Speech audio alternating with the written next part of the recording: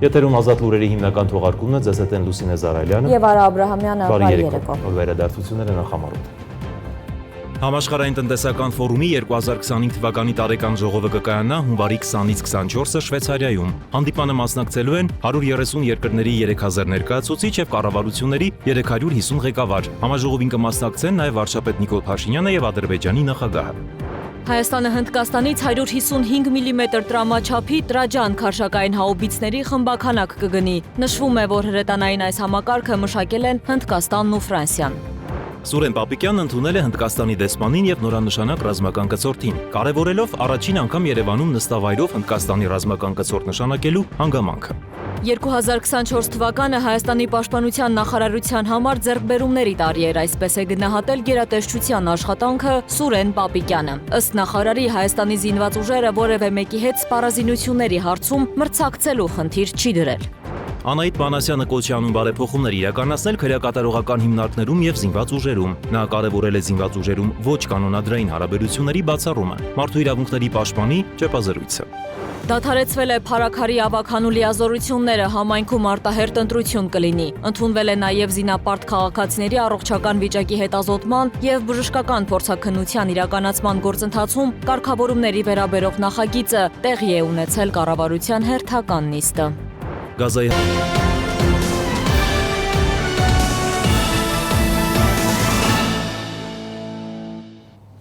Համաշխարհային տնտեսական ֆորումի 2025 թվականի տարեկան ժողովը տեղի կունենա հունվարի 20-ից 24-ը Շվեյցարիայի Դավոս քաղաքում։ Հանդիպանը մասնակցելու են 130 երկրների 3000 ներկայացուցիչներ եւ կառավարությունների 350 ղեկավար։ Համաժողովին մասնակցելու են նաեւ վարչապետ Նիկոլ Փաշինյանը։ Մասնակիցների թվում են Դոնալդ Թրամփը, որը միանալու է առցանց, Եվրոպական հանձնաժողովի նախագահ Ուրսուլա ֆոն դեր Լայենը, Չինաստանի փոխվարչապետը, Գերմանիայի կանցլերը, նաեւ Ադրբեջանի նախագահը եւ այլք։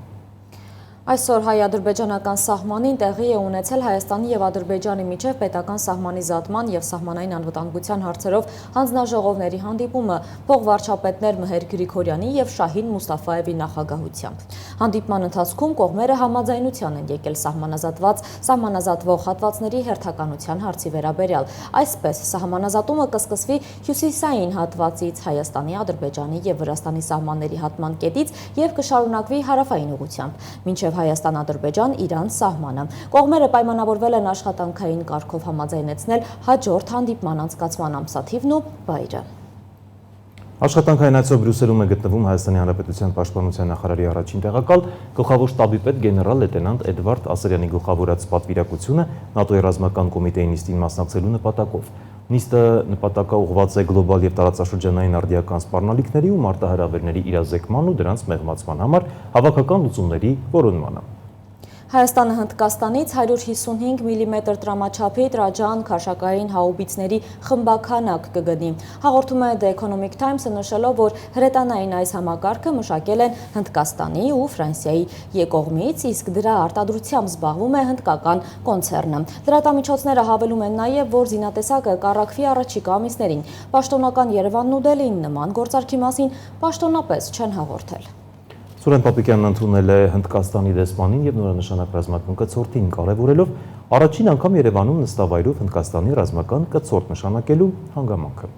Հունվարի 16-ին Հայաստանի Հանրապետության պաշտպանության նախարար Սուրեն Պապիկյանն ընդունել է Հայաստանում Հնդկաստանի արտակարգ եւ լիազոր դեսպան Նիլաքշի Սահասինհային, Հայաստանում նորանշանակ ռազմական կցորդ, ռազմաօդային ուժերի գնդապետ Մանիշ Տոլանիին եւ առաքելությունն ավարտող ռազմական կցորդ բրիգադի գեներալ Նավին Նիչհավանիին։ Սուրեն Պապիկյանը շնորհավորել է Հայաստանում առաքելությունը ստանձնող ռազմական կցորդին մաղթել հաջողություններ իր առաքելության ընթացքում, կարևորելով առաջին անգամ Երևանում նստավայրով Հնդկաստանի ռազմական կցորդ նշանակելու հանգամանքը։ Հանդիպման ընթացքում քննարկվել են Հայաստանի եւ Հնդկաստանի միջև պաշտպանության բնագավառում համագործակցությանը, ինչպես նաեւ տարածաշրջանային ու միջազգային անվտանգության առնչվող հարցեր։ Պաշտպանության նախարար Սուրեն Պապիկյանը շնորհակալություն է հայտնել բրիգադի գեներալ Նավին Նիչհավանիին Հայաստանի եւ Հնդկաստանի միջև պաշտպանության բնագավառում համագործակցության զարգացման գործում ունեցած ներդրման համար եւ հանդիպման ավարտին պարգեւատրել ռազմական համագործակցության համար մեդալով։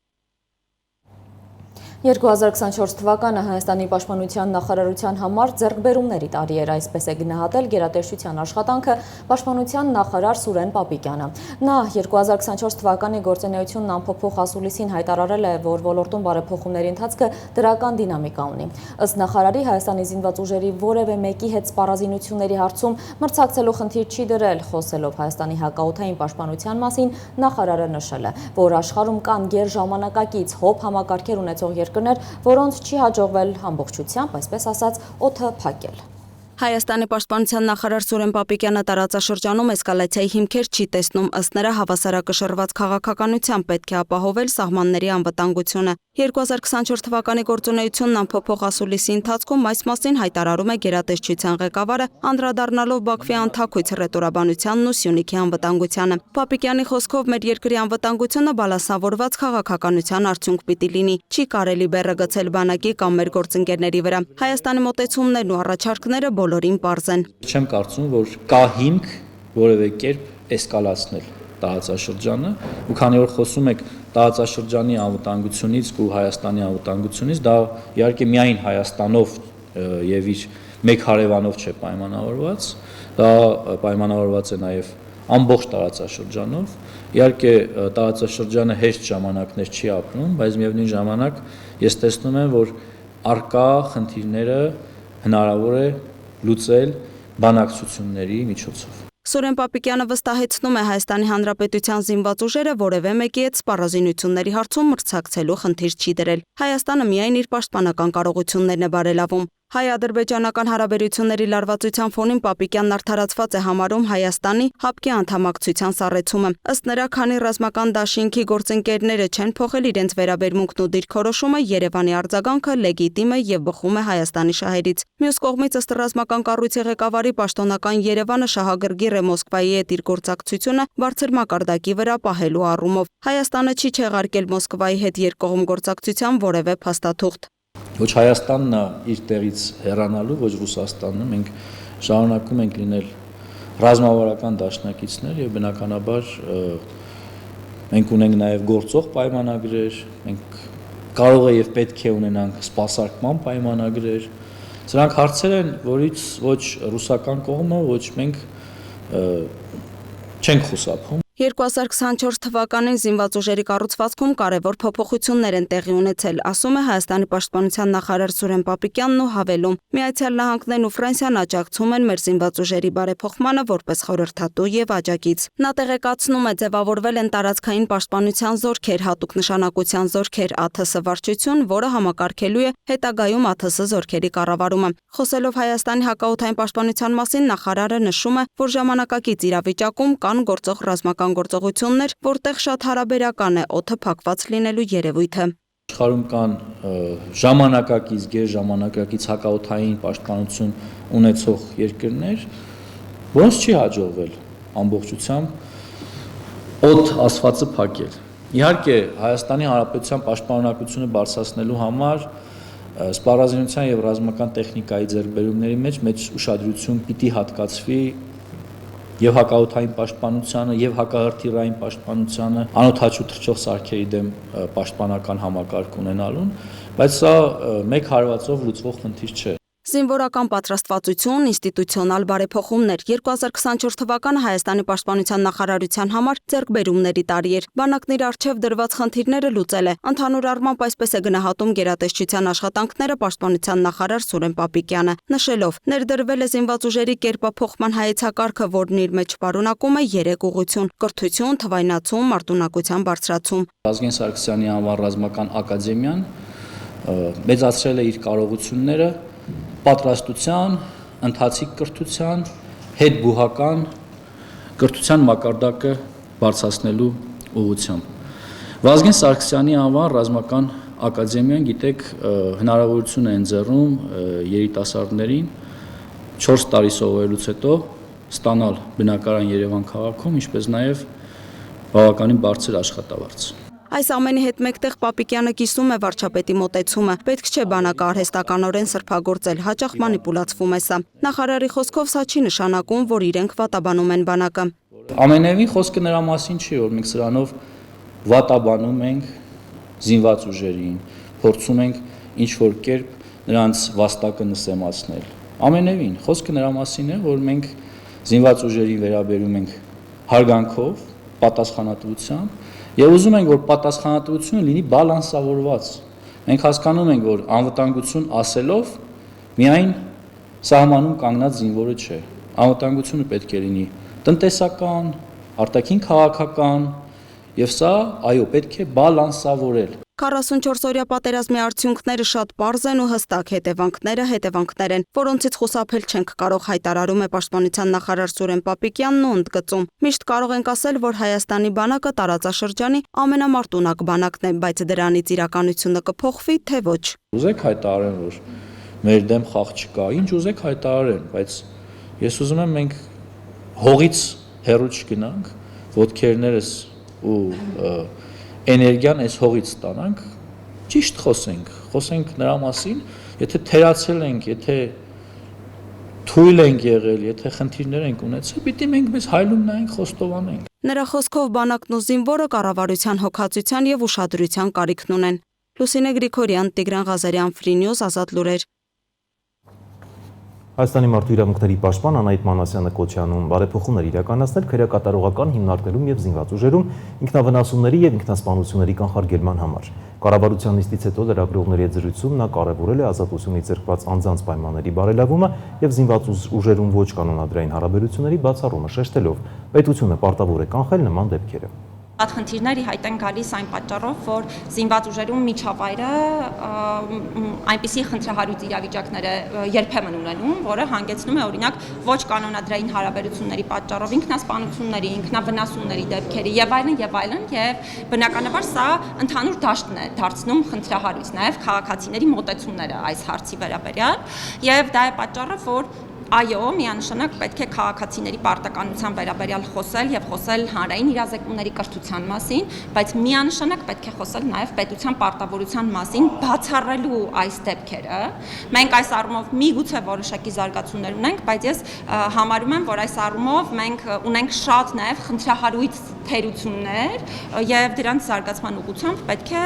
լուրջ աշխատանքներ իրականացնենք։ Այսինքն դեֆորմացիայի պատճառները կարող են տարբեր լինել, բայց պետությունը իր պարտավորությունները պետք է անմիջականորեն կատարի։ Պետության վարած քաղաքականության առումով կուզենամ հենց զինված ուժերում իրավունքների տեսանկյունից խոսել, որովհետև շատ դեպքերում քաղաքացիների կողմից խուսափելը զինված ուժերում ծառայելու իհարկե թե դեֆորմացված մտածողության արդյունք է, բայց դրա հետ մեկտեղ նաև զինված ուժերում տիրող բարքերի արդյունք է շատ դեպքերում լինում եւ դա է պատճառը, որ հիմա շեշտադրում եմ, այո, պետությունը պետք է ամեն ինչ պատշաճ մակարդակով անի, որպեսզի մենք կանխարգելենք զինված ուժերում ոչ կանոնադրային հարաբերությունները, ինքնասպանությունները, ինքնավնասումները եւ ցանկացած տեսակի վատ վերաբերմունքի դրսևորումը։ Կառավարությունը դադարեցրել է Փարաքարի ավագանու լիազորությունները, համայնքում արտահերթ ընտրություն կլինի։ Գործադիրն ընդունել է նաև զինապարտ քաղաքացիների առողջական վիճակի հետազոտման եւ բժշկական փորձաքննության իրականացման գործընթացում կարգավորումներին վերաբերող նախագիծը, որով ընդլայնվում է տվյալ տարում 16 տարին լրացող Արական սեռի քաղաքացիներին զինկոմիսարիատներում հաշվառման վերցնելու նպատակով իրականացվող բժշկական հետազոտությունների ծավալը։ Կառավարության ընդունած այս եւ մյուս որոշումների մասին տեսանյութում։ Կառավարության որոշման փոփոխություններ են նախատեսվում զինվորական հաշվառման, զորակոչի, պայմանագրային զինվորական ծառայության անցման, պահեստազորում հաշվառման շրջանակներում քաղաքացիների առողջական վիճակի հետազոտման եւ բժշկական փորձաքննության, նրանց ուղեգրման եւ այլ կարգերում։ Նախագիծը գործընկերներին է ներկայացրել Պաշտպանության նախարար Սուրեն Պապիկյանը։ Ըստ նրա նախագծի ընդունումը պայմանավորված է այդ գործընթացը էլեկտրոնային համակարգով իրականացնելու Պաշտպանության նախարարության կենտրոնական ռազմափորձաքննական կենտրոնի իրավասությունները տարբեր տարիքային խմբերի քաղաքացիների բժշկական հետազոտությունների ծավալները հստակեցնելու անհրաժեշտությամբ։ Ընդլայնվում է տվյալ տարում 16 տարին լրացող Արական սեռի քաղաքացիներին զինկոմիսարիատներում հաշվառման վերցնելու նպատակով առողջության առաջնային պահպանման ծառայություններ մատուցող կազմակերպություններում իրականացվող բժշկական հետազոտությունների ծավալը։ Զինկոմիսարիատների կողմից առողջության առաջնային պահպանման ծառայություններ մատուցող կազմակերպություններին եւ բժշկական հաստատություններին հետազոտության ենթարկա քաղաքացիների վերաբերյալ տեղեկատվությունը տրամադրվում է թվային տարբերակով էլեկտրոնային առողջապահության Արմեդ համակարգի միջոցով։ Ներկայում ընթանում է հիվանդությունների ցանկի թվայնացում, այդ ցանկում ներառված կամ ներառվելիք որոշ հիվանդությունների աստիճանը կամ փուլը որոշելու նպատակով էլեկտրոնային առողջապահական համակարգի կողմից բժշկին առաջարկվում է իրականացնել լրացուցիչ հետազոտություններ։ Համակարգը ավտոմատ կարող է բժշկին առաջարկել ամբողջական ստուգել, որի բերումով մենք այլևս խնդիր չենք ունենա հետագայում բժշկական փորձաքննության ժամանակ կրկնակի փորձաքննությունների գնալ։ Օրինակ, ընթացիկ զորակոչի ժամանակ արդեն 1800-ից ավել զինակոչիկ ուղարկվել է կրկնակի փորձաքննության։ Այդ թիվը ըստ մասնագետների 90%-ով կարող է պակասել, երբ ամեն ինչը տեղի ունենա էլեկտրոնային համակարգի միջոցով։ Այս փոփոխությունների շնորհիվ հնարավոր կլինի մինչև զորակոչային տարիքը հայտնաբերել հնարավոր հիվանդություններն ու նախաձեռնել նպատակային բուժման գործընթաց, քաղաքացու վերաբերյալ ստանալ թվային առողջապահական տվյալ եւ ունենալ առողջական հետազոտությունների հետագծելիություն։ Վարչապետ Նիկոլ Փաշինյանի խոսքով հանրության մի մասը գիտի, որ ապօրինի կերպով ազատվել է բանակից։ Ըստ նրա, մեր իրականության մեջ տղաներին հովանավորելու, փշի անելու, բամբակի մեջ պահելու երևույթը խայտառակություն է։ Այս որոշման իմաստը հետևյալն է, որ մենք այն հետազոտությունները, որը հասկանալիորեն արվում են երեխաներին, այդ հետազոտությունները իրենք, այսպես ասած, արխիվացվեն, պահեստավորվեն։ Մենք հնարավորություն ունենանք նայել, այդ ոնց եղավ, որ ամբողջ կյանքը երեխան առողջ ա եղել, մեկ այդ 18 տարեկանը լրանալուց 2 ամիս առաջ հիվանդությունների sense փունջ է հայտնվում։ Գործադիրը ընդունեց նաև ընտանեկան եւ կենցաղային բռնություն գործադրած անձանց ռեաբիլիտացման ծրագիրը, որը ներդնելու է իրավական հիմք, ուղղված բռնություն գործադրած անձանց վերականգնմանը։ Այն ներառելու է տարբեր մոդուլներ՝ հոգեբանական օգնություն, վերականգնում, կախվածությունների բուժում եւ այլ ծառայություններ։ Վերականգնողական աշխատանքները կիրականացնեն հատուկ վերապատրաստված մասնագետները, սոցիալական աշխատողներ, հոգեբաններ եւ իրավաբաններ։ Նրանք աշխատեն ինչպես համայնքներում, այնպես էլ քրեակատարողական հիմնարկներում։ Ծրագիրն ուժի մեջ կմտնի 2026 թվականից։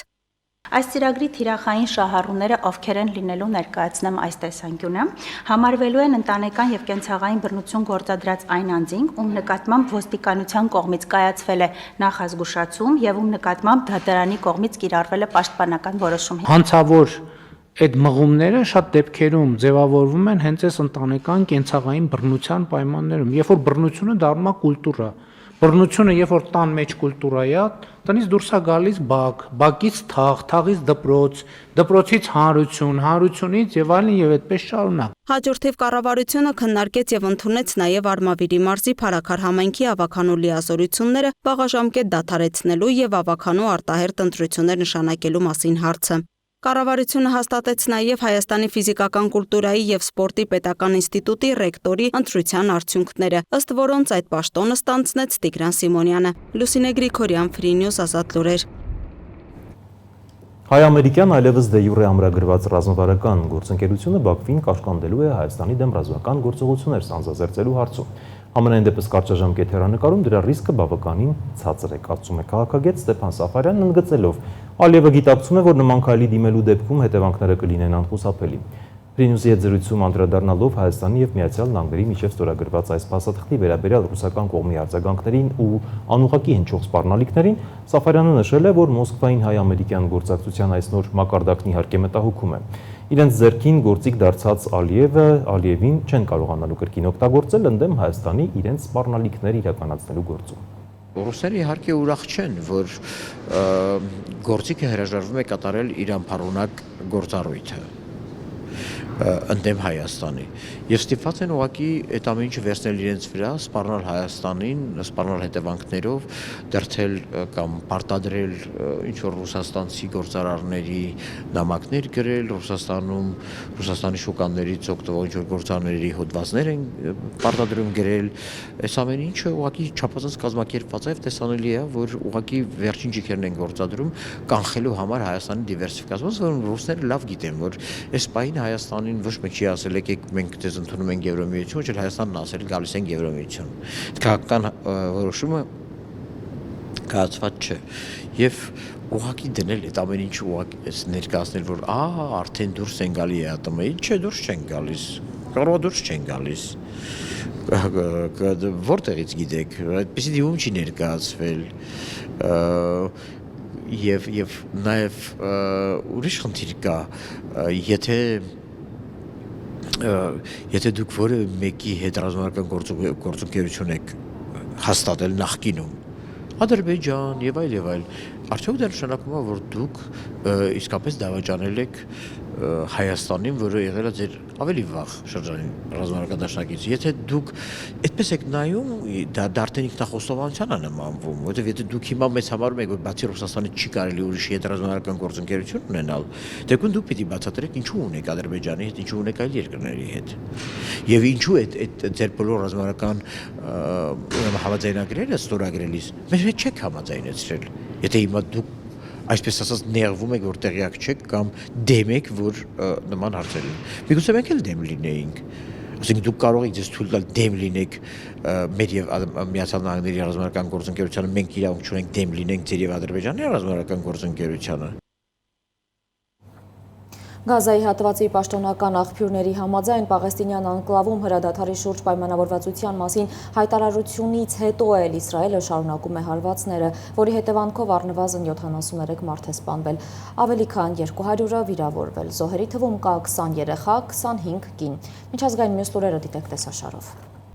Քննիչներն ավարտել են հունվարի 15-ին ձերբակալված Հարավային Կորեայի նախագահ Յուն Սոգյոլի առաջին հարցաքննությունը Յոնհապի փոխանցմամբ գրեթե 11 ժամ տևած հարցաքննությունից անմիջապես հետո նախագահին տեղափոխել են Սեուլի կալանավայր։ Յուն Սոգյոլը գիշերը կանցկացնի այնտեղ, հաջորդ օրը նրան նորից կհարցաքննեն։ Նախագահի փաստաբանը հայտնել է, որ նա ոչ մի հարցի չի պատասխանել։ Միևնույն ժամանակ հունվարի 17-ի առավոտյան լրանում է Յուն Սոգյոլի կալանավորման ժամկետը, դատարանը ձերբակալման հրաման էր տվել քննիչների խնդրանքով նախագահի բազմիցս հարցաքննությանը չներկայանալու կապակցությամբ։ Մինչ այդ ժամկետը իրավապահները պետք է որոշեն, արդյոք դատարանից թույլտվություն խնդրել նախագահին կալանավորելու համար։ Նախագահն անօրինական է անվանել իր դեմ սկսված հետաքննությունը, իր հերթին երկրի ամենամեծ ընդդիմադիր ուժը Տոբուրո դեմոկրատական կուսակցությունը Յունի ձերբակալությունը համարել է ժողովրդավարության ու օրենքի գերակայության վերականգնման առաջին քայլը։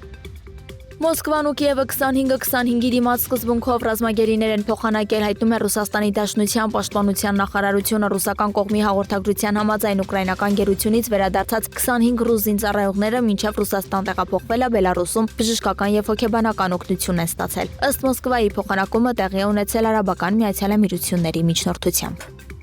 Ուկրաինայի նախագահ Վոլոդիմիր Զելենսկին նախապես չազդարարված այցով ժամանել է Վարշավա, Կիևը կրկին հայտարարում է խաղաղության հաստատման բաղադրիչներից մեկը պետք է լինի Ուկրաինայի տարածքում տեղակայված արևմտյան խաղաղապահները։ Այս մասին հայտարարել է Ուկրաինայի նախագահ Վոլոդիմիր Զելենսկին Վարշավա կատարած այցի ընթացքում։ Մենք կողմ ենք, որ մեր այս կամ այն դաշնակցի պետության զորախումբը անվտանգության երաշխիքներից մեկը լինի, դրա հետ մեկտեղ այդ զորախումբը Ուկրաինային տրվող միակ անվտանգության երաշխիք հանդիսանալ չի կարող, հայտարարել է Զելենսկին։ Արևմտյան զորքերի տեղակայումը երկրի տարածքում Ուկրաինայի համար գնալով ավելի հրատապ է դառնում։ Մի շարք ուկրաինական աղբյուրների պնդմամբ Դոնբասում նահանջի տեմպերը արագացել են։ Ամերիկայի Միացյալ Նահանգների հեռացող նախագահ Ջո Բայդենը հանդես է եկել ամերիկացիներին ուղղված հրաժեշտի հեռուստաուղերձով։ Իր խոսքում ԱՄՆ հեռացող նախագահը նախազգուշացրել է, որ ԱՄՆ-ում ծայրահեղ հարուստների օլիգարխիան սպառնում է ժողովրդավարության ապագային։ Բայդենն իր 15 րոպեանոց ուղերձի ընթացքում չի նշել իրեն հաջորդող Դոնալդ Թրամփի անունը, սակայն մտահոգություններ է բարձրացրել իր իրավահաջորդի առնչությամբ։ Նա կոչ է արել փոփոխություն կատարել ԱՄՆ սահմանադրության մեջ, հստակեցնելու, որ ոչ մի նախագահ անձեռնմխելի չի իր պաշտոնական ընթացքում կատարած հանցագործությունների համար։ Բայդենը վերջին անգամ նախագահի պաշտոնում հանրությանը կներկայանա հունվարի 19-ին Չարլստոնի աֆրոամերիկյան թանգարան այցի ժամանակ։ Հունվարի 20-ին տեղի կունենա նախագահ ընտրված Դոնալդ Թրամփի երթմնակալության արարողությունը։ Խոսելով արտաքին քաղաքականության մասին, Բայդենն ասել է, որ Գազայի հատվածում հրադադարի հաստատման վերաբերյալ գործարքի ծրագիրը մշակել եւ իրագործել է իր վարչակազմը։ Իր նախագահության ձեռքբերումների թվում նա նշել է գրեթե 17 միլիոն նոր աշխատատեղերի ստեղծումը, նաեւ առողջապահության հասանելիության ընդլայնումը։ Իրանի նախագահ Մասուդ Փեզեշքյանը բարձրաստիճան պատվիրակության ուղեկցությամբ ժամանել է Տաջիկստանի մայրաքաղաք Դուշանբե։ Իրանի նախագահին Դուշանբեի օդանավակայանում դիմավորել է Տաջիկստանի նախագահը։ Մեկնելուց առաջ Մեհրաբադի օդանավակայանում արված հայտարարության մեջ Փեզեշքյանն ընդգծել է, որ հարևան երկրների հետ հարաբերությունների զարգացումն առաջնահերթություն է իր վարչակազմի համար, ինչպես նշել է Իսլամական հեղափոխության առաջնորդ Այաթոլլա Սեյեդ Ալի Խամենեին։ Մենք եռանդով հետամուտ ենք լինելու այդ նպատակին, հայտարարել է Իրանի նախագահը։ Ակնկալվում է, որ նախագահը Տաջիկստանում նոր համաձայնագրեր կստորագրի տարբեր ոլորտներում գործակցության, ներառյալ գյուղատնտեսության, գիտության, արդյունաբերության, առևտրի եւ այլ ոլորտներում ընդլայնման համար։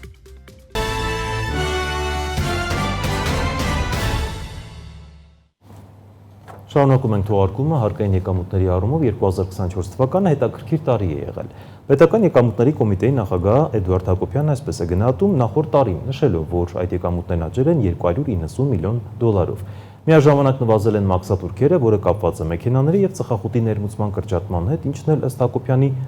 ժամանակավոր բնույթ է կրում։ Բնական մի երկու գործոն կա։ Նախ խոսքը ներմուծման նվազումների մասին է, մասնավորապես ավտոմեքենաների նվազման եւ ծխախոտի գծով ներմուծման նվազման մասին է, որը բնականաբար պետք է բերեր նման իրավիճակի։ Այսինքն եթե փորձենք այդ տեսանկյունից նայել, ապա ներքին տնտեսությունում հավաքագրվող հարկերը բավական առաջանցիկ են եղել տնտեսական զարգացումներից, բայց ներմուծումից հարկերը ոչ, որը մեր գնահատմամբ իհարկե ժամանակավոր երևույթ է եւ 2025 թվականին դրա դերը ըստ էության էապես կնվազի։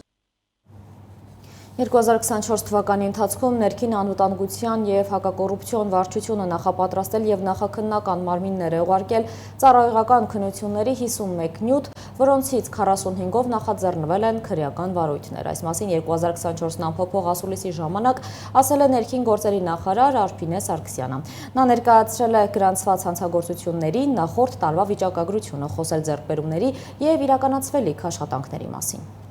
2024 թվականի ընթացքում Հայաստանում գրանցված հանցագործությունների թիվը նվազել է 1.1%-ով։ Այս մասին ամփոփիչ ասուլիսում հայտարարել է ներքին գործերի նախարար Արփինե Սարգսյանը, նշելով, տվյալները հաշվարկվում են ոստիկանության, իրավապահ համակարգի եւ այլ կազմակերպությունների հետեւողական աշխատանքի արդյունքում։ Ըստ նախարարի գերակշռում են ոչ մեծ եւ միջին ծանրության հանցագործությունները, որոնք կազմում են 81.4%։ Այս վիճակագրությունը ցույց է տալիս, որ Հայաստանն անվտանգ երկիր է։ Ներքին գործերի նախարարի խոսքով հանցագործությունների ավանդական ձևերն ու մեթոդները փոխվել են։ Այժմ ավելի շատ օգտագործվում են համացանցն ու տեխնոլոգիաները։ Այս առումով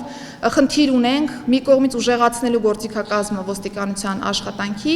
եւ մյուս կողմից նաեւ վարքագծային փոփոխություն բերելու նաեւ հանրության շրջանում, որովհետեւ սա միակողմանի աշխատանք լինել չի կարող։ Հանցան կատարած անձինք ի վերջո Հայաստանի Հանրապետությունում հիմնականում բնակվող անձինք են եւ հետեւապես պետությունը այս առումով վարքագծային փոփոխության տեսանկյունից եւս քայլեր ունի ձեռնարկելու։ Կիբերհանցագործությունների դեմ պայքարի շրջանակում նախարարությունը պատրաստվում է Ամերիկայի Միացյալ Նահանգների հետ գործակցությամբ ոստիկանության համակարգում կառուցել կիբերլաբորատորիա, ինչը թույլ կտա ավելի արդյունավետ պայքարել համացանցային հանցագործությունների դեմ։ Անդրադառնալով բարեկային ծառայությանը նախարարը նշել է, որ 2024 թվականին ծառայության մասնակցությամբ հայտնաբերվել է ավելի քան 4000 հանցագործություն։ Անդրադառնալով ջրային բարեկությանն ու ապօրինի ձկնորսության դեմ պայքարին Սարգսյանը նշել է.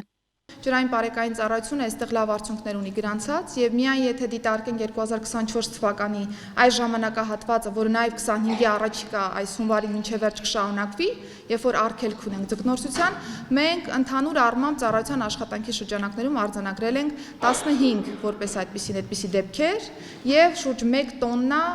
ձուկ է արգրավել արդեն այս process-ների շրջանակներում։ 2024 թվականին 10.7%-ով աճել է ապօրինի զենքի հայտնաբերման ցուցանիշը։ Նախարարը նշել է, որ զենքի գործադրմամբ կատարվող հանցագործությունները շարունակում են մտահոգություն առաջացնել եւ այս ոլորտում նախատեսում են օրենսդրական փոփոխություններ։ Արդեն իսկ ունենք օրենսդրական նախաձեռնություն, որն առաջիկա օրերին արդեն կներկայացնենք հանրային քննարկման կոնկրետ լուծումներով։ Արփինե Սարգսյանը նշել է նաև, որ առաջիկայում պարգևատրական զենքերի տրամադրման կանոնակարգում նախատեսվում են օրենսդրական փոփոխություններ։ Պարգևատրական ինստիտուտի մասով ունենք շատ լուրջ խնդիրներ։ Ինչու՞, որովհետև տարբեր ժամանակահատվածներում մեր օրենսդրական կարգավորումները տարբեր եղանակով են կարգավորել առհասարակ անձին պարգևատրման եղանակով, օրինակ ատրճանակ պարգևատրելու process-ները։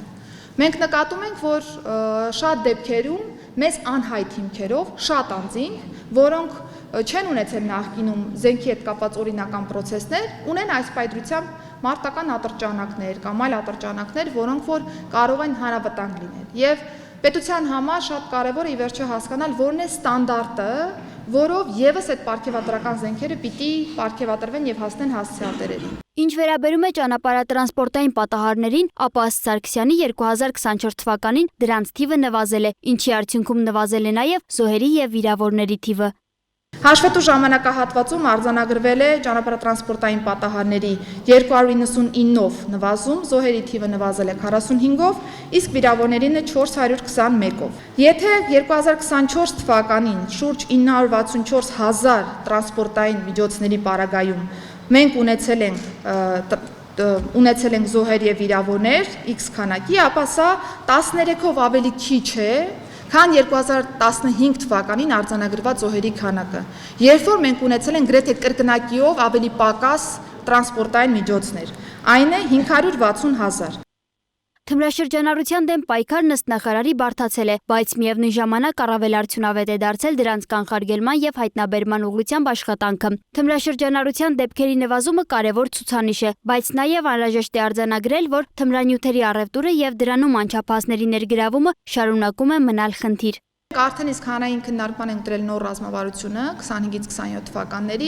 որտեղ որ մեծ բլոկ նվիրված է հենց անչափահասներին, նրանց ավելի օգտակար զբաղվածության ապահովմանը, նրանց հետ վարքագծային փոփոխություններ բերող process-ներին, ծնողների հետ նաև որոշակի process-ներ կազմակերպելուն, որովհետև շատ կարևոր է, որ այն օղակները կլինի դպրոցի ուսուցիչ ուսուցչուհի, կլինի ծնող, որոնք ավելի շատ են երեխայի հետ առնչվում, իրենք հենց առաջինը նկատեն վարքագծային փոփոխությունը կամ պոտենցիալ խնդիրը արդեն